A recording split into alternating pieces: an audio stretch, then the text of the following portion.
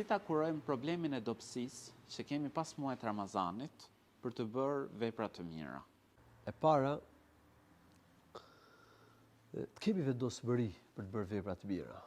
Dhe gjatë Ramazanit ne duhet që të kemi kultivuar vendosmërinë për vepra të mira, durimin në bërjen e veprave të mira. Nëse njeriu ka vendosmëri dhe nëse ka durim, atëherë do të vazhdojë me veprat e mira. Kështu që na nevojitet të kultivojmë vendosmërinë dhe durimin.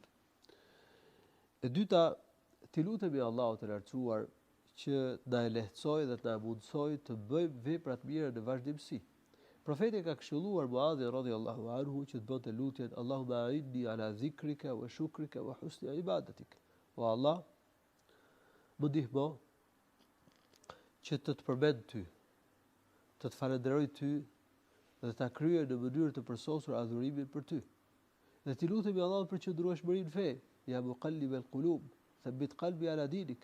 O ti rrotulluesi zemrave, forcoje zemrën time në fen tënde. E treta, të shoqërohemi me njerëz të mirë, se ka njerëz që shërbejnë si çelës për rrugën e hajrit dhe si kyç për rrugën e sherrit.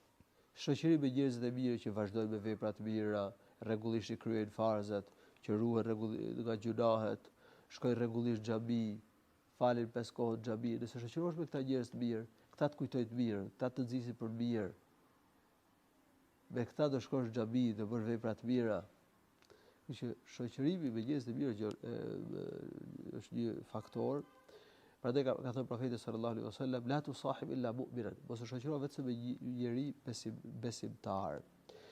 Dhe pjesëmarrja në mezhliset e dijes.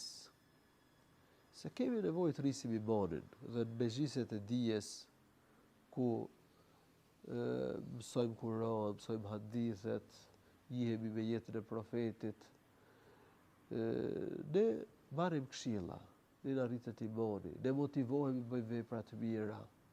Ndërsa nëse ne nuk marrim pjesë me mezhliset e dijes, atëherë mund të dobësohet imani dhe mundet pastaj njeriu të bëhet i plagët për të bërë vepra të mira në vazhdimsi.